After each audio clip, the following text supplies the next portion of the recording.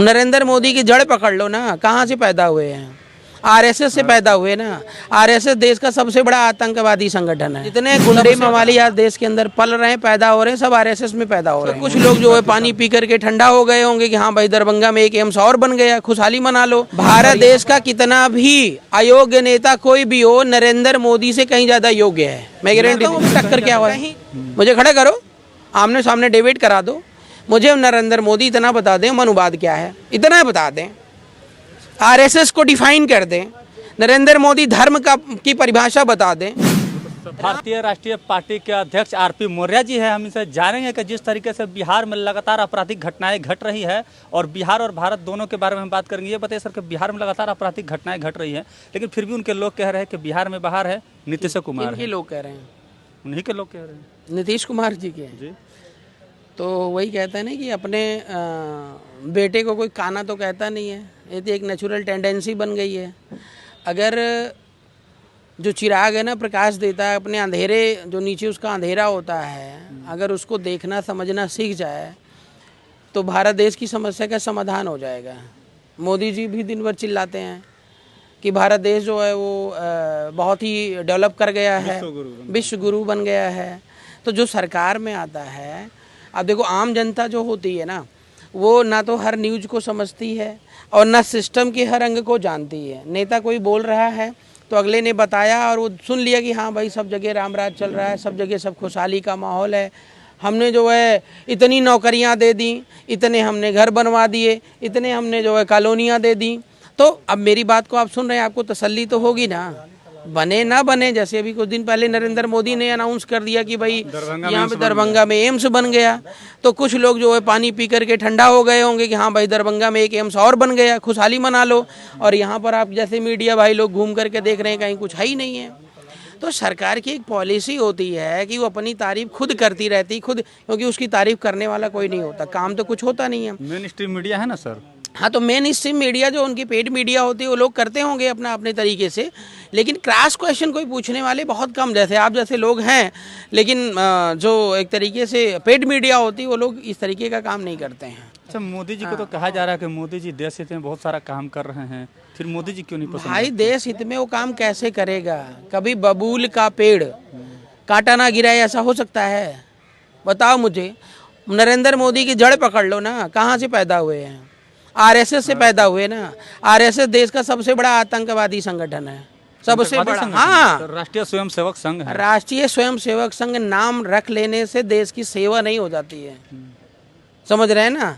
जितने गुंडे मवाली आज देश के अंदर पल रहे हैं, पैदा हो रहे हैं, सब आरएसएस में पैदा हो रहे हैं। मोदी जी 35 साल भिक्षा मांगे हैं, फिर ट्रेन में चाय बेचे हैं बोलते हैं, एक गरीब का बेटा। तो चलो मोदी जी हट जाए, गांव में एक बच्चा चाय बेच रहा है उसको प्रधानमंत्री बना देते। हमने भी गरीब घर थे, हमें बना दो प्रधानमंत्री, बना दो, हट जाओ। काहे चिपके हो वहाँ पर, दिन रात क्यों मर रहे हो? अर्थव्यवस्था में 5वें स्थान पर ला दिया। अरे उनके कहने से अर्थव्यवस्था में 5वें स्थान पे हो जाएगा भैया?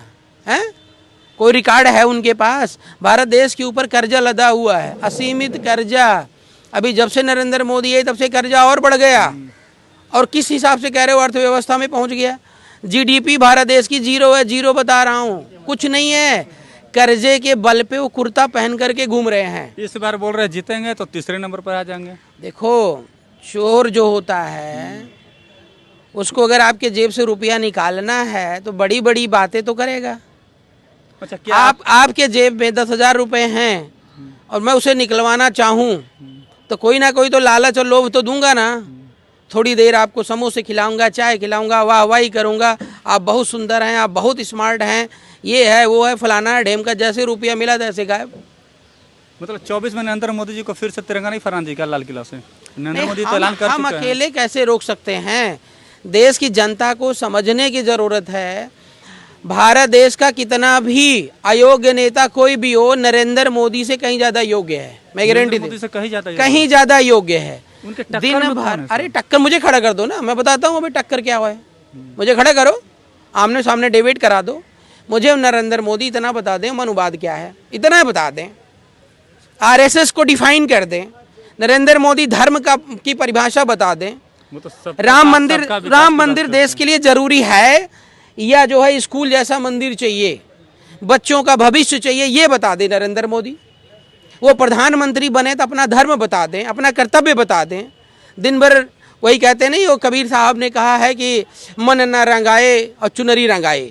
तो मन जो है उनका वो पूरी तरह दूषित है, मन दूषित, हाँ पूरी तरह दूषित है। और केवल वो जो चुनरी ऊपर से पहन लिया, टीका लगा लिया, ये कर लिया वो कर लिया, कभी इधर कभी उधर कभी उधर, तो जादूगर नहीं होता है, वो जादूगर की तरह घूम रहे हैं। असली सनातनी है तो टीका तो लगाएंगे। अरे सनातन की पहले परिभाषा जान लो मेरे भाई। सनातन सत्य होता है। नरेंद्र मोदी असत्य के मार्ग पर हैं। कैसे कह रहे हैं सनातन हूँ, अभी क्लेम कर दूं सुप्रीम कोर्ट में हवा निकल जाएगी। सनातन की परिभाषा नहीं बता पाएंगे। ये तो सनातन क्या होता है। जैसे ये पार्क आपके दादा ने बनवाया है, अब आप यहाँ पे बोलने कभी नहीं आओगे ये पार्क मेरा है तो दूसरा कब्जा कर लेगा। तो सनातन जो वर्ड होता है ये भगवान बुद्ध की देन है, और जिस धरती पे आज मैं खड़ा हूँ ये सनातन का जन्म यहाँ से हुआ है। नरेंद्र मोदी के कहने से सनातन की परिभाषा नहीं बदल जाएगी। अब वो कब्जा करने के चक्कर में हैं, उनके पास तो कुछ है नहीं। बाहर जाएंगे तो बुद्ध की प्रतिमा देंगे, दान करेंगे, कहेंगे बुद्ध की धरती से मैं आया हूँ, और यहाँ आते युद्ध शुरू। यहाँ पर तो जय श्री राम का नारा लगाते हैं। भाई जय श्री राम ठीक है, जिसकी आस्था है वो माने या करे, जो भी करे, लेकिन प्रधानमंत्री जो होता है उसकी आस्था संविधान में होनी चाहिए, जय श्री राम में नहीं। चलिए, वो महिलाएं नंगा होकर के घूम रही थी, जय श्री राम कहाँ थे?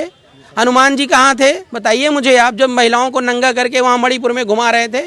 आहत तो हुए थे ना प्रधानमंत्री, बोल रहे बहुत आहत हुआ हमें। अरे वो तो आहत तो यार जो मारता वो भी कह देगा मैं आहत था, जो नंगा घुमा रहे वो भी कह देंगे मैं आहत था।